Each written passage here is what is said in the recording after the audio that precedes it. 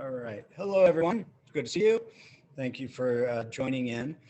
So when we met 2 weeks ago, the richness of the chapter 8 on imaginary cities yielded such a sort of rich conversation that there was an interest in continuing the discussion of cities and urban environments and trying to connect, if there's interest, the ideas that are present in the book, especially the critique of the notion that cities are inherently hierarchical, that cities only form after kings.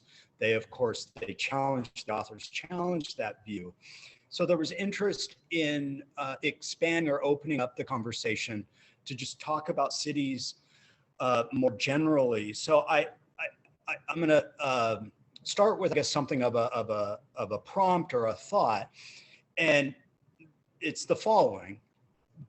Among environmentalists, there is a core group of environmentalists who believe that urban society really is the direction that humans need to go in order to promote environmental sustainability, that urban environments offer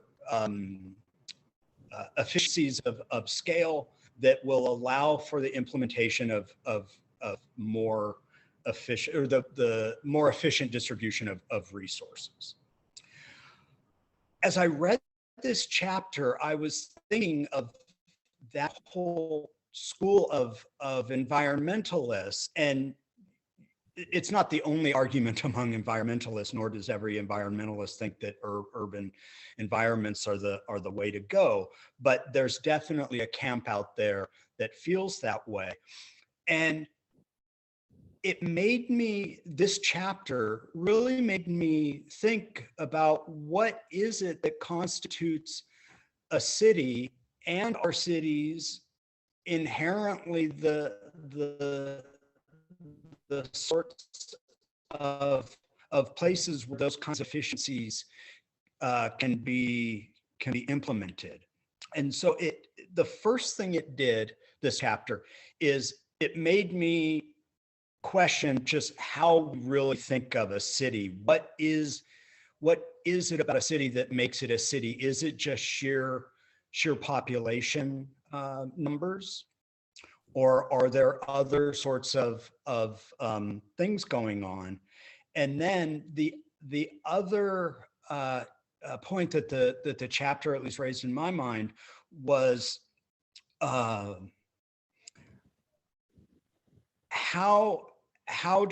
can cities, the cities that are shown in the text, relied upon and were often formed in opposition to the societies that surrounded them, especially in the case of heroic societies out in the hinterlands, and then commercial societies, bureaucratic commercial societies that predominated in urban environments. And their argument about the sort of dialectic between, or really the creative refusal between these two communities across huge spans of time, really made me think long and hard about the actual viability of cities as environmentalists understand cities. And so it made me think, maybe a problem is that environmentalists, in talking about the efficiencies of urban space, could very likely be relying on an essentialist understanding of what constitutes a city.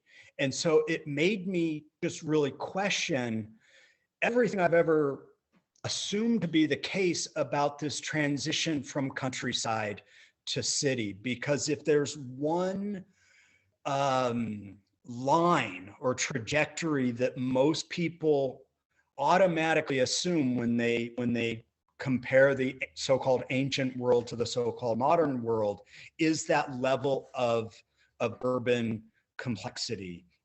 And typically the assumption is made that once people develop cities, that there's no going back.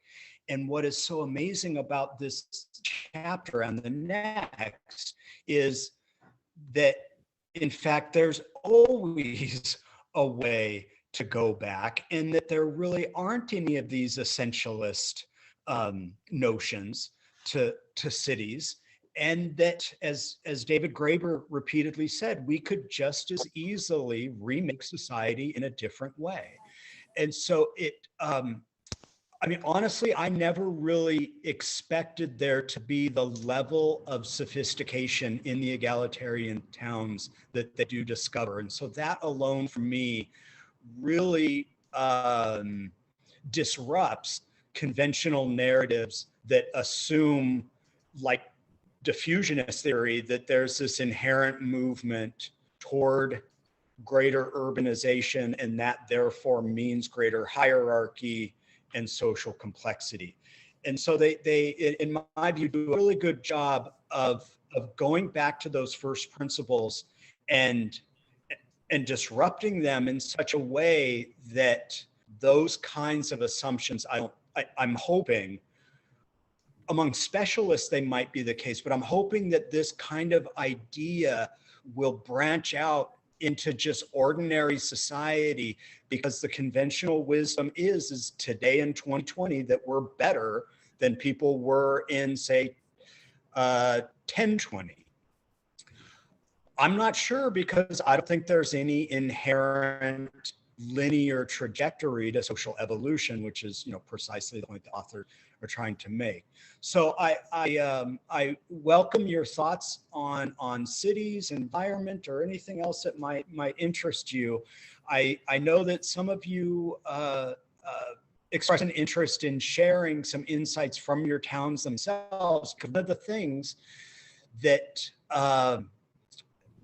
the authors are trying to do in telling this history is showing that once cities get established, it doesn't mean that they need to be established or fixed in that same way forever. And for so many of us, the idea of undoing a city is sort of like a historical impossibility. And yet they're trying to show that not only is it possible, but these things actually happened in the past. And so there's no reason why they can't still happen. So yeah, I throw it open to anyone who wants to chime in.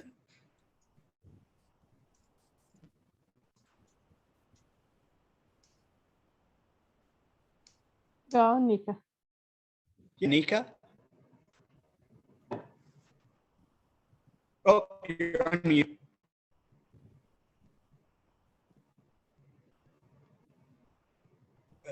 Oh, still you. We can't hear you, Nika.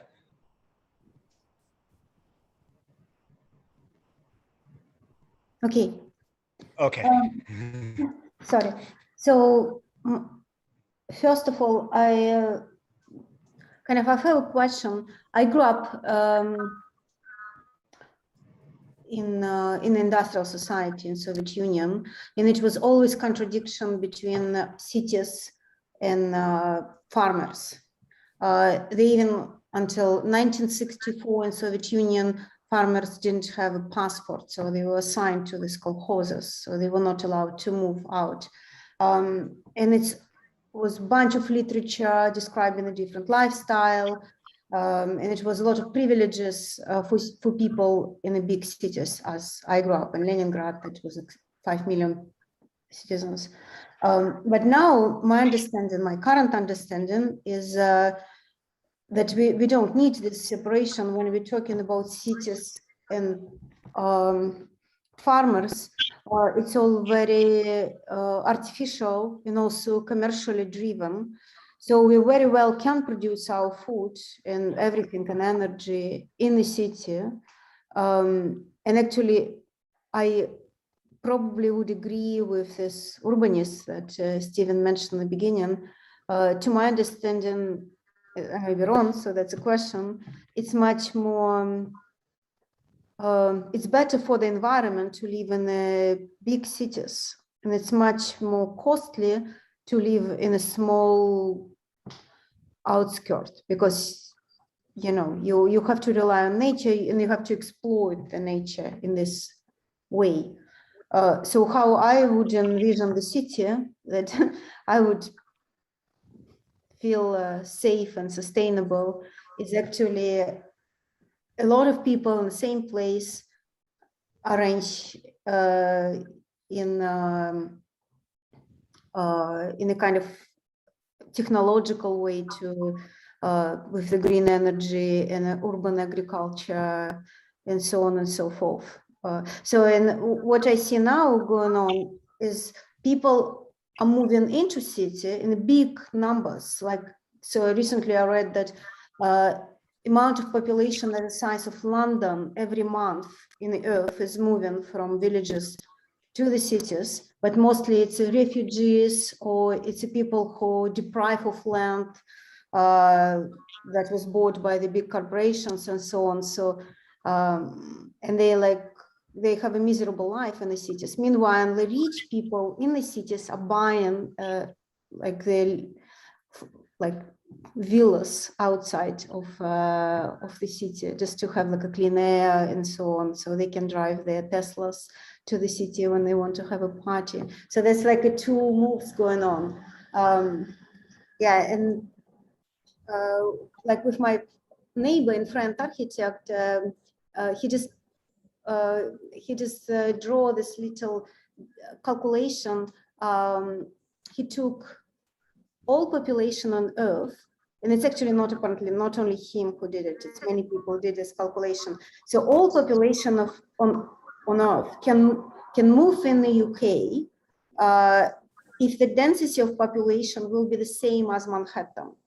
And then we can leave the rest of the Earth to animals and, to preservation and so on and so forth. And it's also very well proven that Manhattan can be sustainable if they grow food on the roofs, if they do use green energy. So it looks to me, if I will plan the future city, I will plan it exactly as, Manhattan in England. And that's it. And then leave the rest of the earth to the earth, to the birds and so on.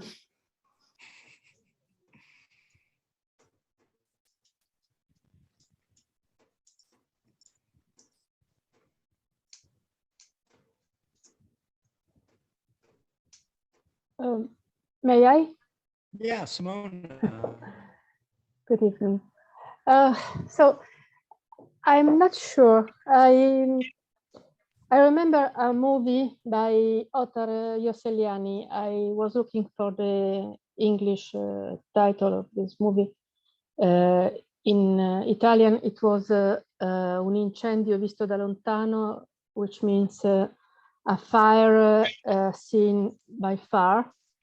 And it was about the life in an African village and how it was slowly destroyed by the arrival of capitalism, and it ended with a fire of the forest and with people selling their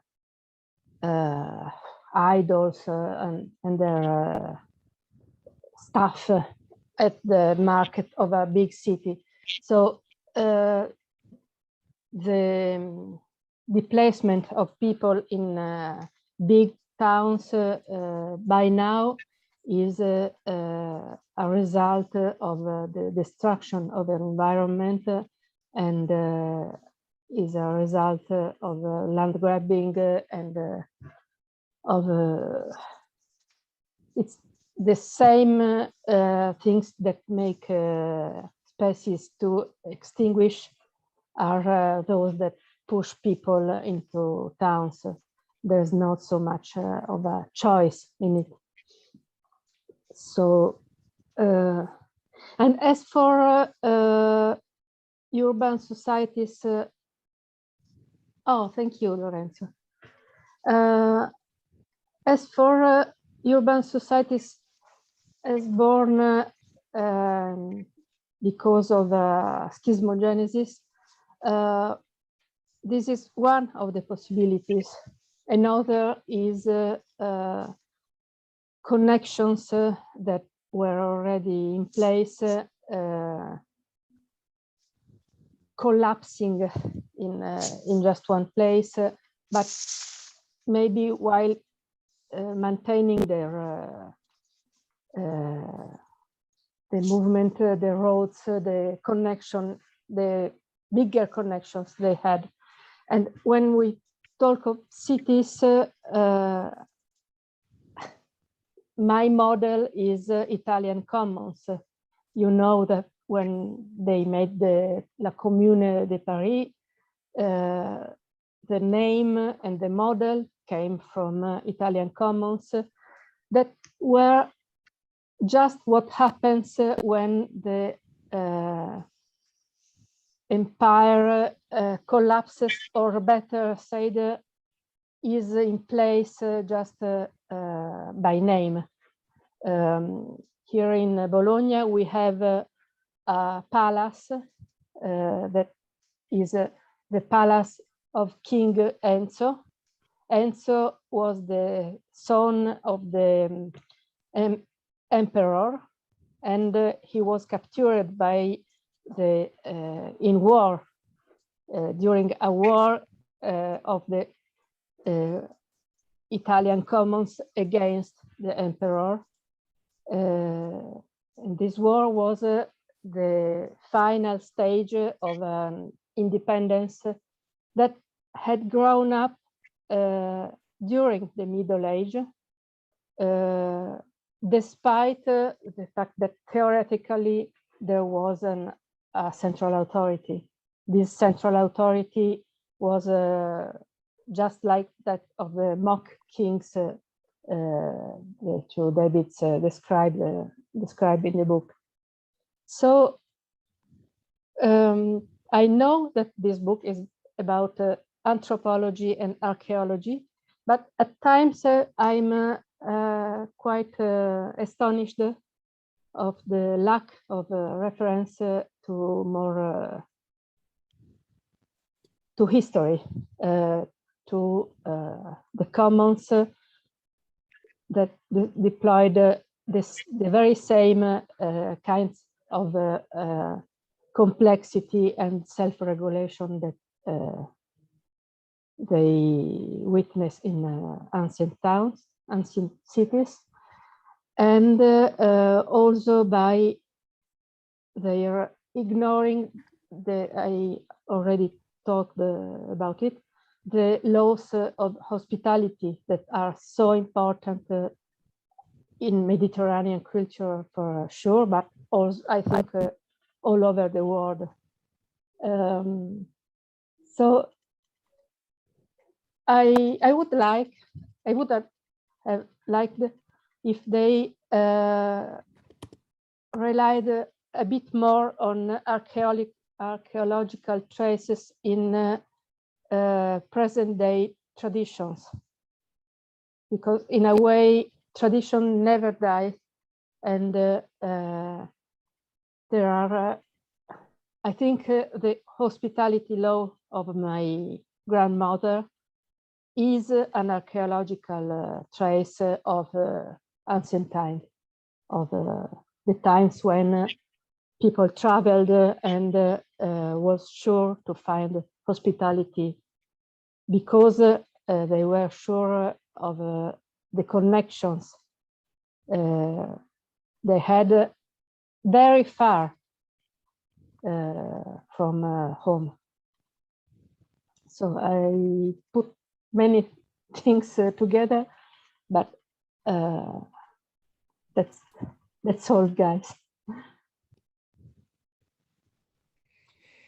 You know, I like that point, Simona, about the commons and the destruction of the commons over time, and this demographic shift from the countryside to the city, because people are being forced out of the countryside and the land is being increasingly commodified, that we're witnessing the destruction of the commons. And hospitality that you mentioned, I like the way that you frame that it's like a piece of the archaeological past that is the kind of social characteristic that has made the third freedom, the freedom to know that you can leave and walk away and find some other place to exist. Yeah, that is increasingly dissolving because the commons are being destroyed as people are moving into the cities, because those opportunities for them out in the countryside are diminishing. And so there's kind of this ironic movement that it's an injustice that's forcing people into the city, and yet, as Nika mentioned, the cities do offer these efficiencies. And so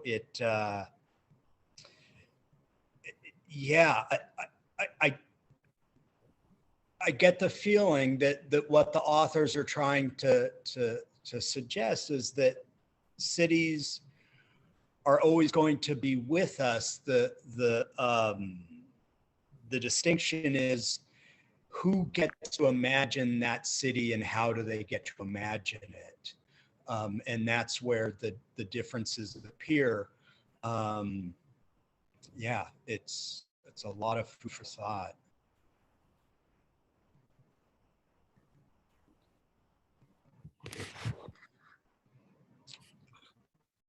Ido, am I pronouncing your name right? Ido? At this point, I forgot, honestly. It derives from Hebrew, but I've just been surrounded with English speakers and German speakers for the past few years. So I've heard some nice variants.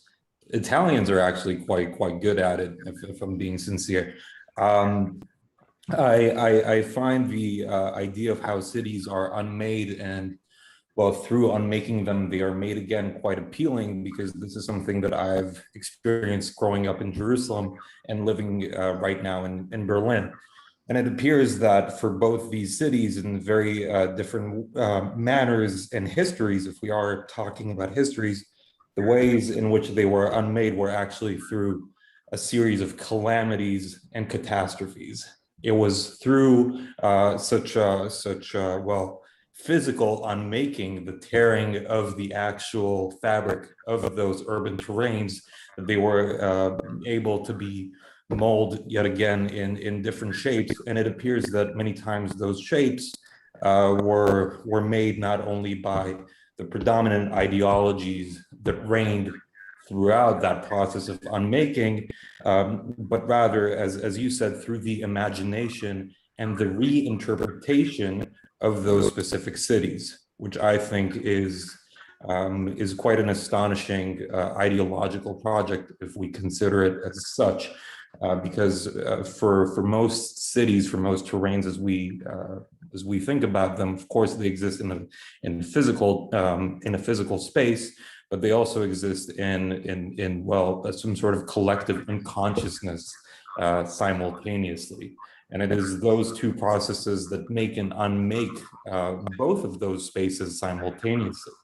I think that a pretty obvious example, if I'd have to think of my hometown, is that the necessity to represent the city to its community is the one that defines it in different terms. It's almost as if the city is a series of misconceptions over time as to the idea of what that place actually is and what it could offer. So any time that there is an archaeological finding in Jerusalem, of course, it has to be defined by the ideological constitutions of those that want to claim ownership over the city in one way or another. So you have like this really weird anachronistic mishmash many times in so many spaces, in which the way in which the holy is represented is only through, well, commercial means, for example, which is just like, it's an unbelievable calamity and oxymoron. But I think that we could define it also in secular spaces, of course. I mean, we could see it any time in which we could see it in museums, we could see it in folk tales. But of course, I mean, it's a super interesting topic. So that's what I want to say.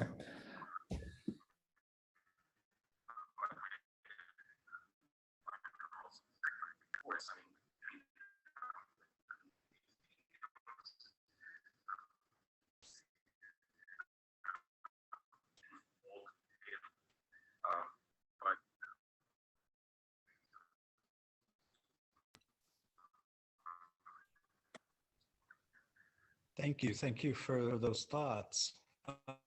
Would anyone like to add on? Rob? Yeah. Yeah, go ahead, Rob.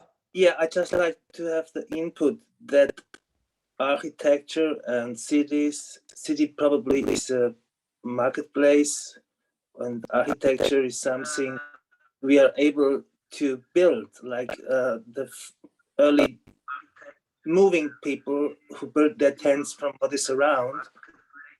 But I just wanted to put in that we nowadays have all options to build houses and cities we never had before in history, let's say. There is a technology, there is a knowledge what is necessary to try to keep our planet alive, and we know what is necessary to do. But now the question is, what do we like to have? This is all for the moment, I'd like to say. And there is a lot of course, we can go into the past, and each building is replacing our culture, our mind, our way we made our life. And so now it's a new question, a totally new question than we ever had before. That is what I feel like. And for example, Nika, to build a city of England is possible if you include the oaks there and include the beautiful landscape. Everything's possible. You must not erase what is actually there, but we have to build, like the question was before, our imaginary city now. So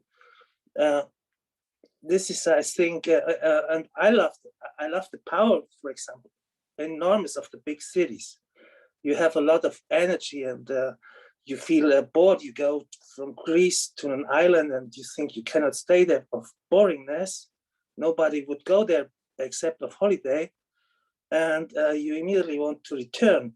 But this is everything possible now. That is my input I would like to give, from materials and from knowledge and from to understand what we need for the future and what we don't need, what we don't like. Probably we don't like cars, we don't like roads. I don't know.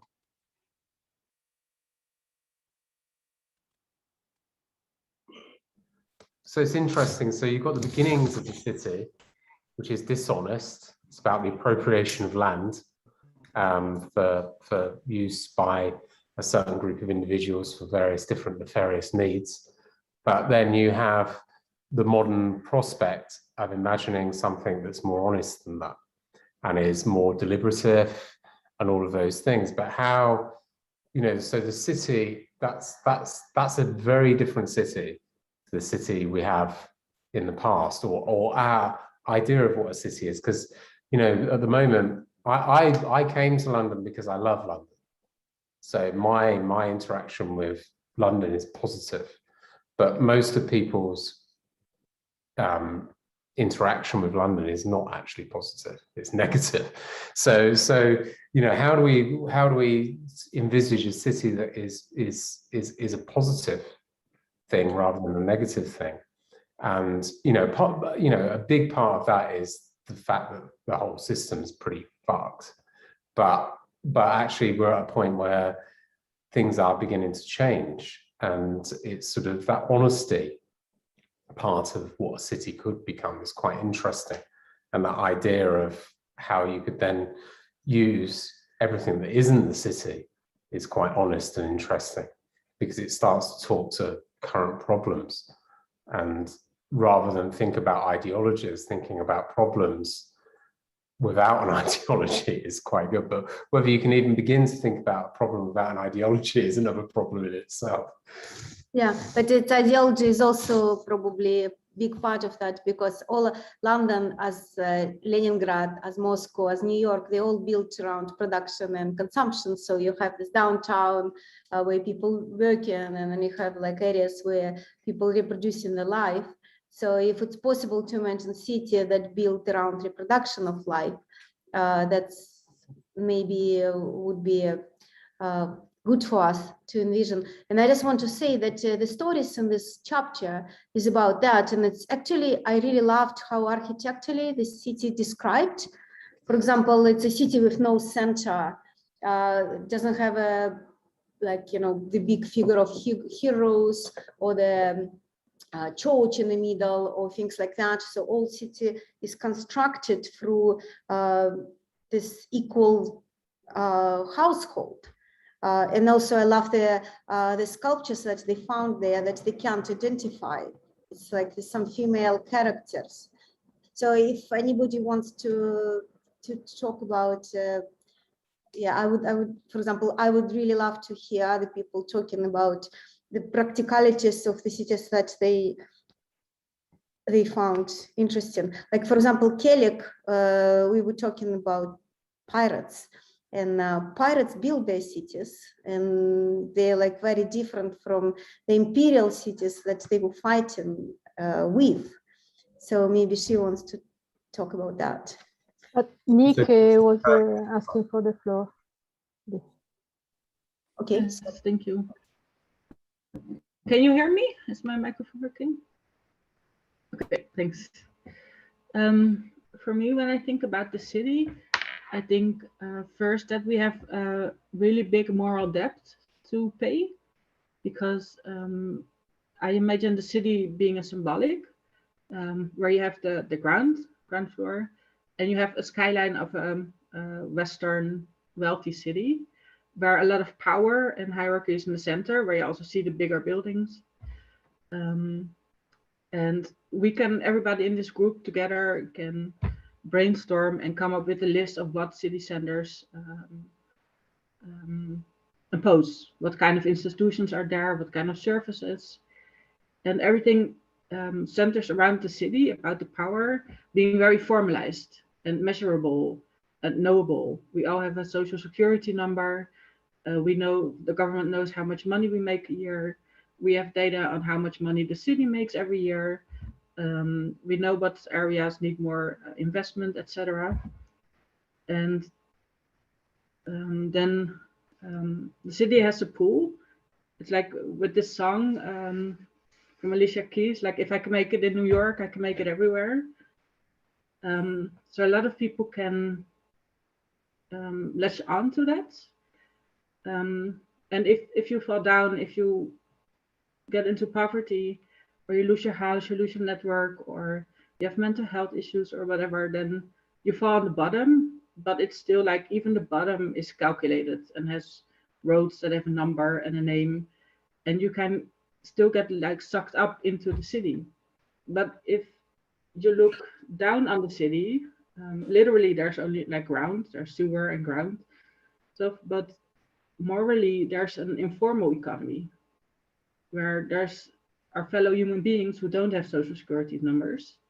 And because they are not recognized by the law as being formal citizens, they don't have the rights. And there's no city where these people, these human beings, are actually above the bottom line.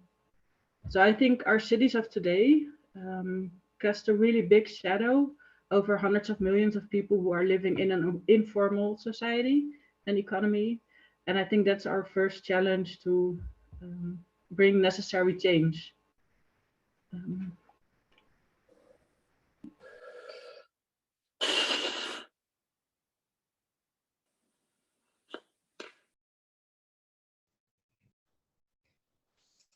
Kelly? Did you speak?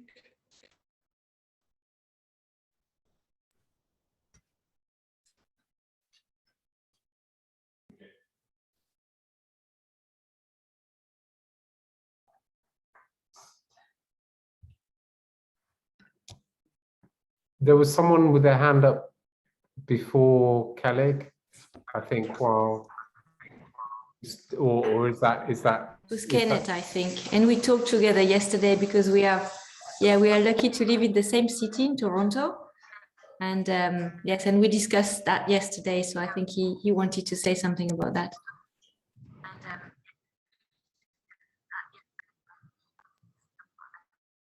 Kelly, perhaps you can go ahead. I could talk later. I mean, I don't have, I don't have something specific to say about pirate cities because I haven't studied that aspect of pirates. But I think, I mean, I was wondering, and it's true, we had a very interesting discussion 2 weeks ago, and I was happy to see that this was continuing this week to discuss more specifically what we are living and what ideas we have for the cities of today. Because it's true that the title of this chapter is Imaginary Cities. And but what we can see in the chapter is that at the end, what is presented as the end of the city's expansion is actually the imagination of those who developed heroic cities, meaning it was really a stop put through imagination when we started also to put an end also to the interest in written contributions, and where we put heroes to replace the structure that we had before, which was very egalitarian. So I think maybe that's also a call from the authors to say, go back to your imagination to regain what we lost at that moment. So I very much welcome that second one, and that's what we had discussed yesterday with Kenneth also regarding the city of Toronto, which I don't know very well because I just moved there, and this is why we started to discuss that yesterday, and we are ready also to do some more concrete things in the coming weeks to work on that together.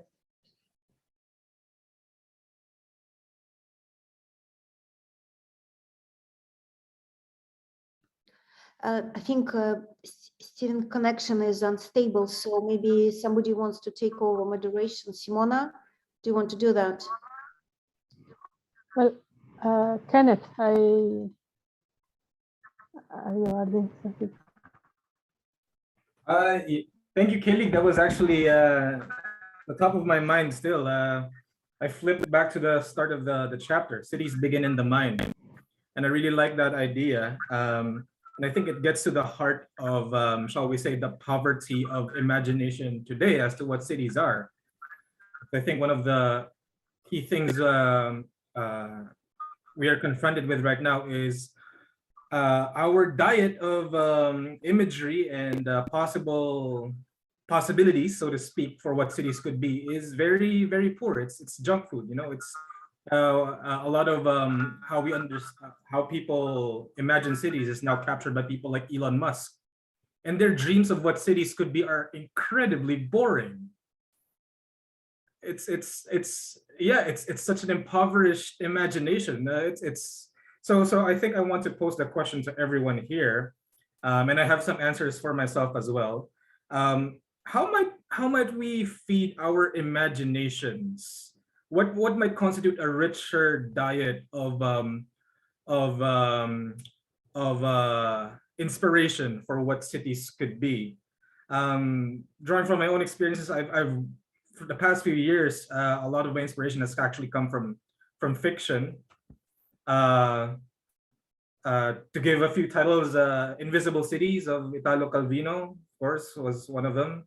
Another one is a book by Ursula Le Guin, Always Coming Home. And she's imagining, a far future post-apocalyptic world. And it sort of echoes some of the points in this chapter around the vast cities, around the geometry of the circle. If that was the fundamental understanding of our mathematics, what will our worldview be?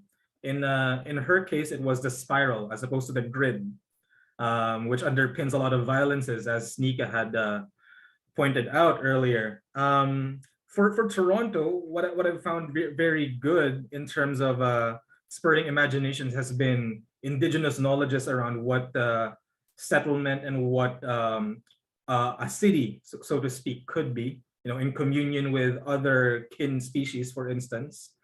But also immigrant communities here. There's this often repeated statistic that the most cultivated crop in North America is actually lawn grass. One thing I've noticed, however, is that especially among Vietnamese communities in Toronto, there really is, it just comes naturally to transform the front lawn into a garden, into a vegetable garden. The book seems to argue that one possible source of inspiration is actually archaeology and anthropology. But I wonder if perhaps if we were to open up that as a question, what would constitute a rich imagination diet for cities and how to belong together? Thank you.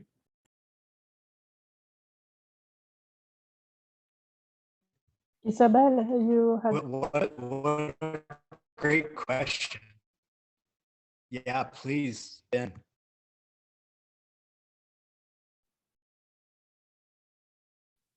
Oh, hi, sorry. I hope I'm not interrupting anyone, but yeah, I actually was going to make a very similar point to what Kenneth said, which was about going back to sci-fi, actually, and exactly the example that David Graeber put in the book, which was about omelas. And so I think one of the key answers is perhaps in terms of expanding the imaginary is also just bringing in people from so many different fields and backgrounds. It isn't just about anthropology or archaeologists, also bringing in artists, writers, really expanding that kind of creativity in that way.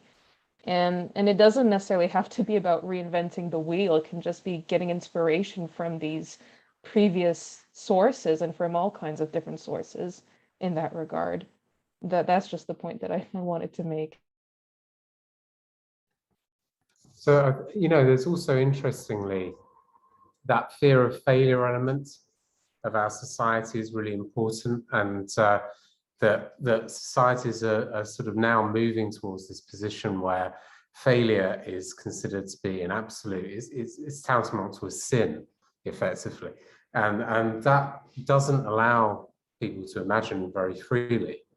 And so, take away that fear of failure, and suddenly, this is partially what came out in the back of the Second World War, the ideas of welfare states and things like that. Take away that fear of failure and you emancipate more people. So it's sort of going back to go forward, looking to different cultures for inspiration. All of those things are really important. It's like a big mixing pot of stuff.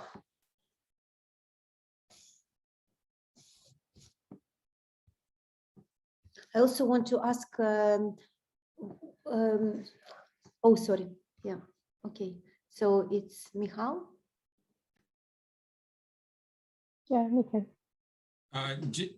Just one quick comment on sort of agriculture and the way people are being displaced. The only way that you can displace agriculture is you have a fossil fuel agricultural economy, and then you use fossil fuels to grow plants, and then agriculture with fossil fuels isn't actually very effective in terms of the amount you grow on the soil, right? But in order to do that, you'd have to have human labor, and that human labor is made expensive. And a capital can make a lot of money using fossil fuels, so they do that and displace people. Just the other point is about what I thought a number of people have mentioned this, the idea of a city with the center that is empty. There's that image in the chapter about this book, about the thing. Some of the other cities that are described, the center is a big common area, but it doesn't have any of like sort of bigger houses or big space where people can meet, but the center is sort of empty. And this, or the example of the Basque community where the city is a circle and is put together. And one of the things, and so I think that is very interesting. One of the things that you see today in cities is the fact that land is made into property. So elsewhere in the book, David Graeber talks about the Latin word usufructus. So the rights to land, you have different rights to land. Someone can use the land, someone can take the fruit off the land, children can play in the trees, but no one can chop the tree down. So it's common land with various rights, but no one per se owns it, although some people may have different rights than other people to use land. Like children can do different things than say grown-ups can in a playground. And I think that's a kind of key thing, whereas now we have single, like the land is owned by someone, and therefore you can't really, that commons is destroyed. So in a slum, the land isn't really owned in some ways. People all come in and move in, and there's a different type of architecture. Instead of big grand buildings with, like, it's all people backed in, and it becomes a very dynamic environment. Now, sometimes slums have problems because they don't have enough resources, but that's an issue of not of the architecture, which is a fascinating architecture, a density and an interest. People all come in and build something, just in the way a circle might, of a Basque community, people will build a house, and there's certain rules that you can build a house and how you interact in the community. A slum is like that. So I'll point to the different, a particular architect, Paulo Soleri, who was theorized about how to build dense architecture where people all live together. And one of the villages that he built was Arco Santi. And you compare that to the city of Phoenix, which is the least environmentally sustainable city in the world. The temperature is way hot. It doesn't even exist unless there's air conditioning, because it's just not livable. And so there's a city. One other book on the city today and how people imagine it and how it's developed is, and I'll put this in the chat, I took.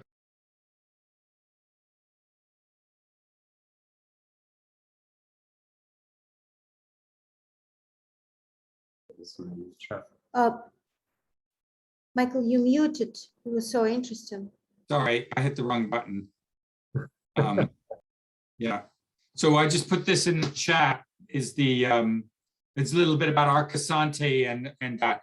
But another book that is really interesting is by Debbie Shaw in London. She's an anarchist and writes on stuff. And she wrote the book Post-Human Urbanism, arguing that the city today, even there's a humanist view, by which she doesn't mean like people, you know, the kind of original tradition of humanism against the Christian or the other religions, which means humanism, opposing the humanism of, say, the French Enlightenment, where there was a certain type of human that were better, the white man human, and the other people that were the colonized people were inhuman, subhuman, right? So that, opposing that type of colonial humanism, she's arguing that there's an imagination of the city that is a post-human urbanism versus, and does the sort of history of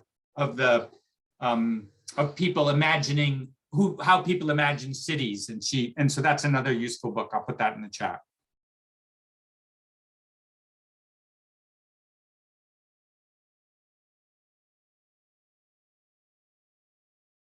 Simona? Yeah. Yeah. Simona? I'm muted. Okay. Yes, three different things to note.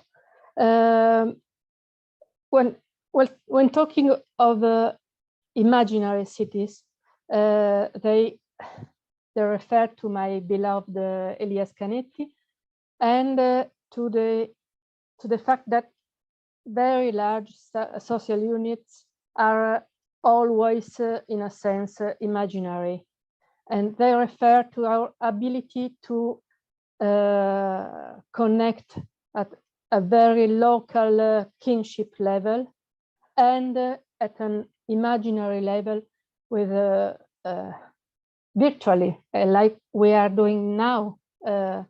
We feel connected even if we are not in the same room, and so it made me think that, as a matter of fact, we are always imagining other people, even when we are face to face and talking to each other.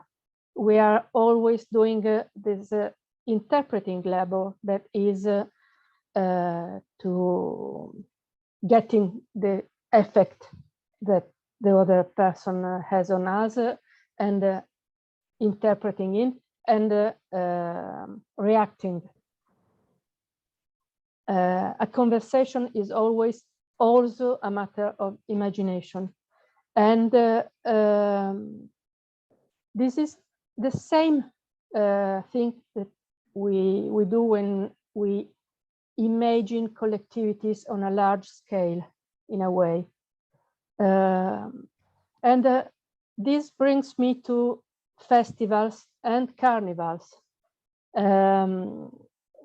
One of the points of the chapter is about corvées that were an essential point of the city's self-organization, and it had a religious aspect, but even this religious aspect was something of the kind of civic religion, civil religion. I mean, it was about serving the gods, serving the city, serving the community. It was about being a part of the community. And this takes me to carnivals. I don't like Venice Carnival, which is commercial. It's resurging the past. It's a masquerade, very strict now that it is so commercial. I had friends in Venice, and our carnival was different. But I have friends in Viareggio, which is a very communist libertarian town, and I saw how they prepare for carnival, and this is really a community exercise. There are groups belonging to neighborhoods. The town is divided in neighborhoods. Each one of them prepares a chariot for the carnival, and this is the most important thing they do all over the year. And winning the parade of chariots is the most important thing that can happen to you. And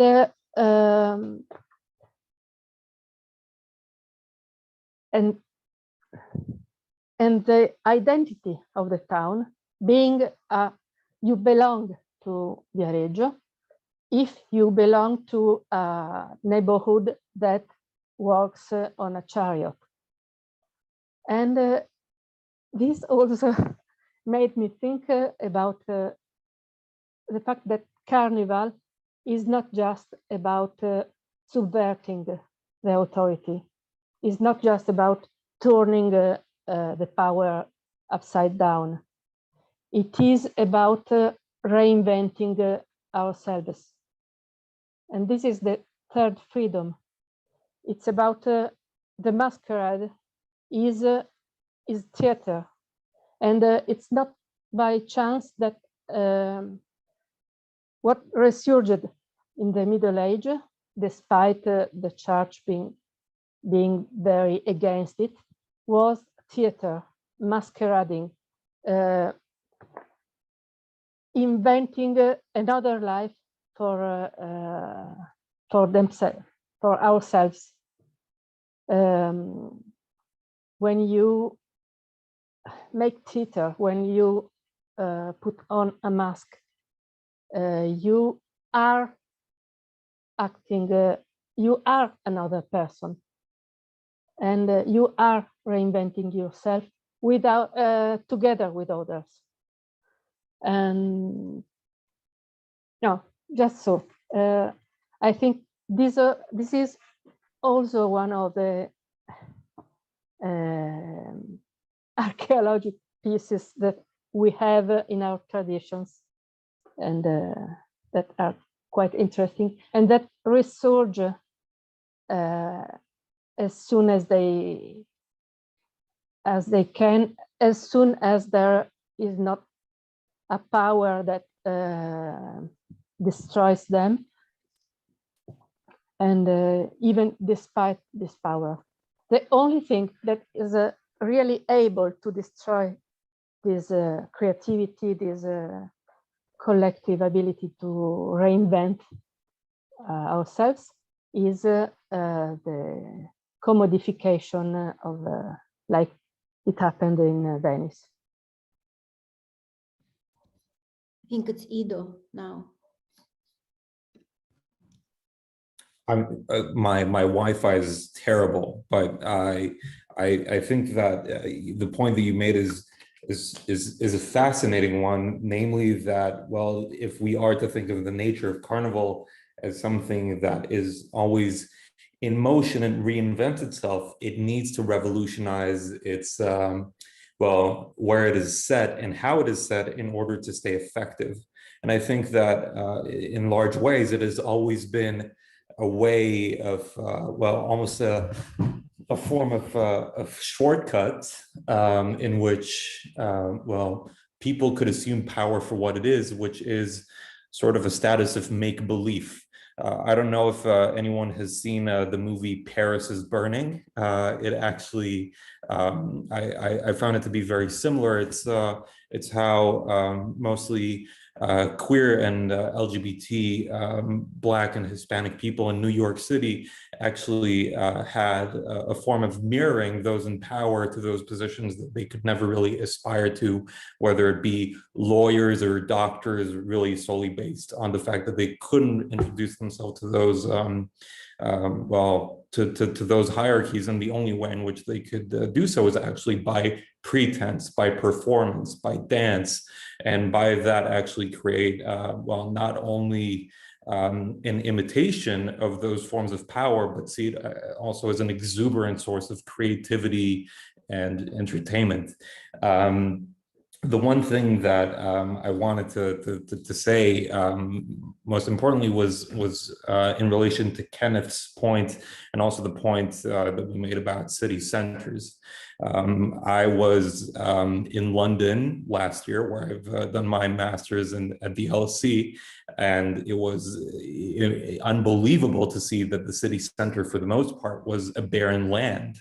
I mean, if we are to think of the spaces in which the city center has been deprived as a source of, again, creativity, or really as a place in which people would want to spend time with, it was actually in the margins, places, neighborhoods where I've lived and where I've spent time, that those what made the city basically pulse were still existent, and it really by the fact that they were unregulated and not, well, scrutinized at the same, I don't know, to the same status of cultural and economic pressure as the city center.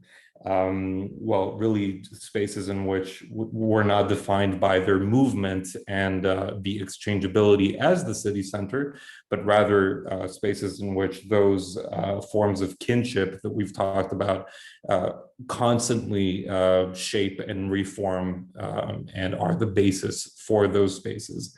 Something that the city center in most cities no longer consists of. And I think that the final point that I would like to make is a point regarding the imagination and how to rekindle the imagination. And I suppose that that was maybe the biggest cultural shock that I've had moving to London from Berlin. It appeared that, well, due to the really just the economic structure of the city of London, all the ways in which people would like to define, well, the possibilities to, well, nourish their imagination have been increasingly difficult.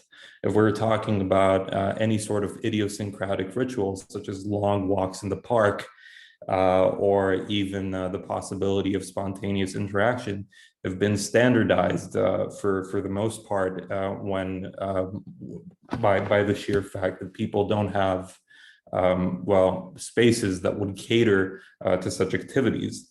And even if we're thinking of creative labor today, or even if we're thinking about what creativity means today in the city, or what imagination is in the city today, or in modern settings in general, it seems that on the one hand, imagination is still thought about as this vast mental scape of, well, in which people could define their own, well, their own selves to themselves.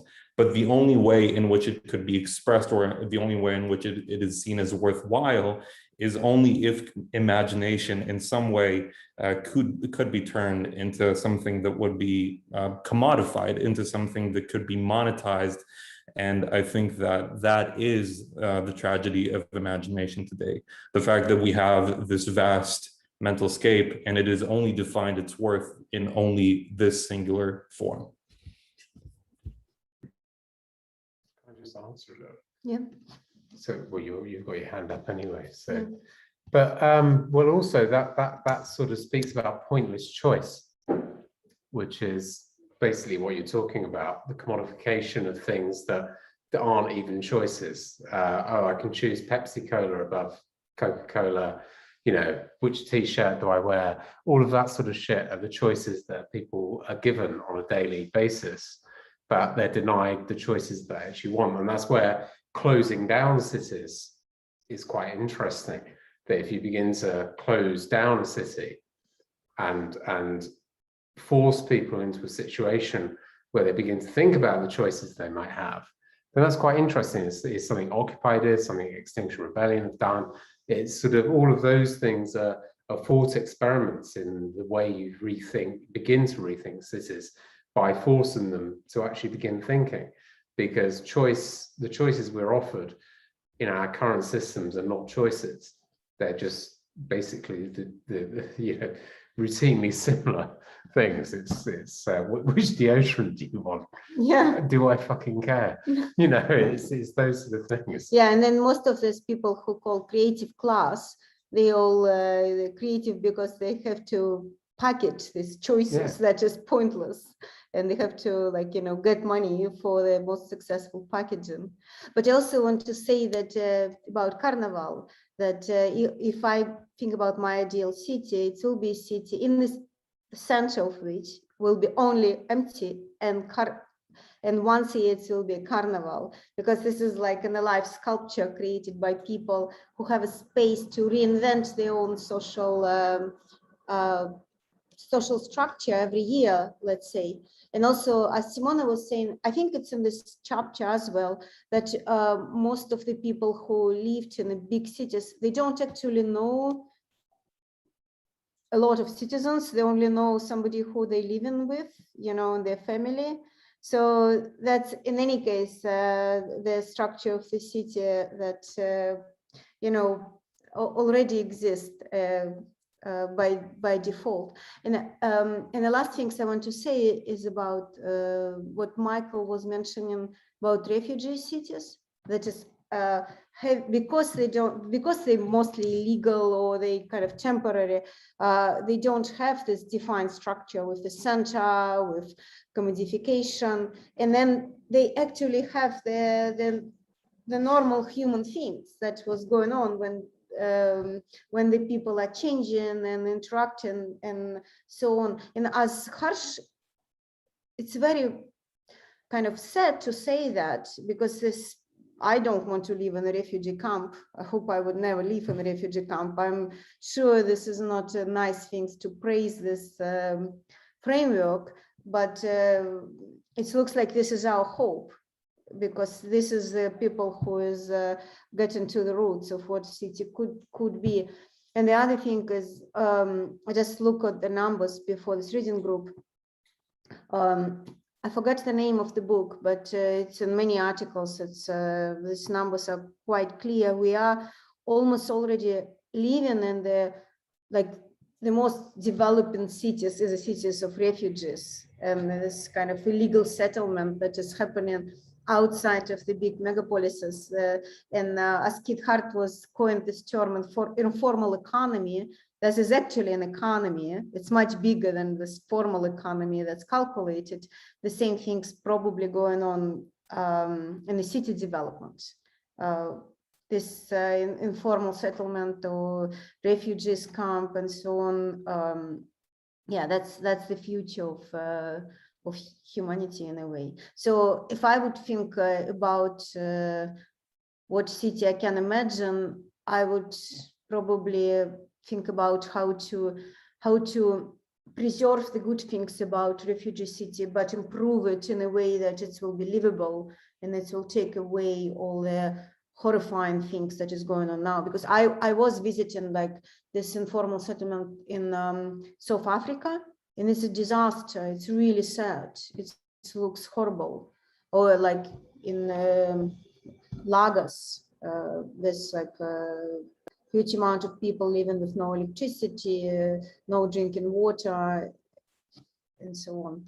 So that's just kind of the reality. Be interesting, the polycrack cult thing that you've talked about a lot. It'd be interesting, you could probably talk to that a bit, because that idea of giving things away and not, and communalism rather than communism, and all of those sort of things are really important. I think the way that you can have all those positive transactions that we have that are totally free are totally undervalued, and how do you raise those to the surface of a society so that people begin to understand and value them more? Because we're constantly pushing all the really important shit down to the bottom and valuing the really unimportant shit at the top. And it's sort of, I think the polycult thing, most people, has anyone heard of polycult in this group here? Polycult. Polycult. Yeah. Yeah, I think we were talking about that, yeah. No, I mean, because I'd never heard of it. Nika talks about it as if it's common knowledge, basically. Yeah.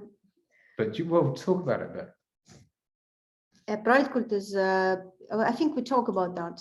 It's Have also in this article. Yeah, we had one of first reading group in Museum of Care was about this article that we wrote with David, and it's was about polycult. It's basically, it's about how to structure imagination collectively, and about different system value.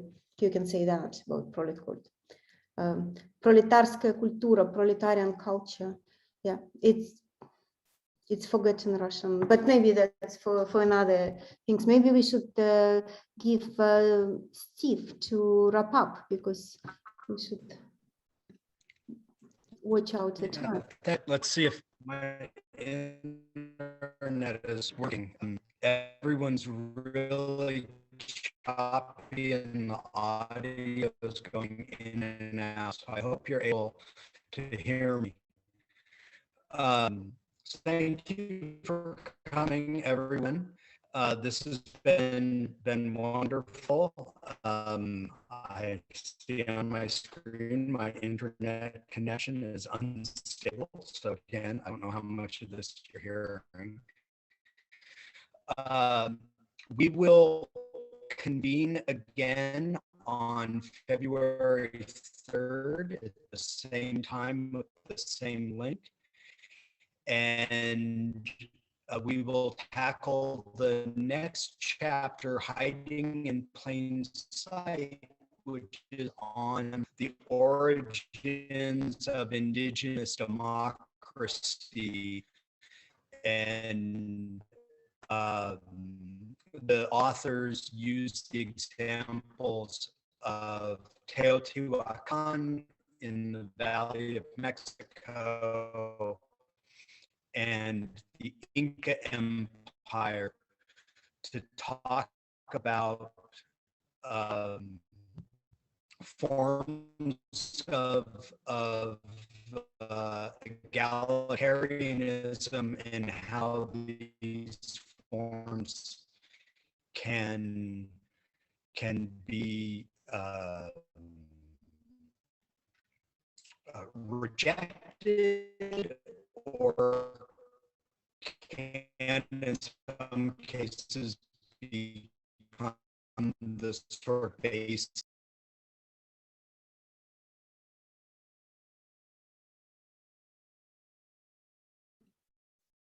I think live internet connections just, Steve, yeah, just faded.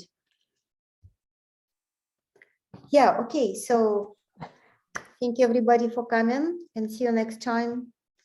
Was it On the 3rd of February. Yeah. Thank you. Bye. Thank you. Bye. Ciao a tutti. Ciao. Bye. Thank you. Bye.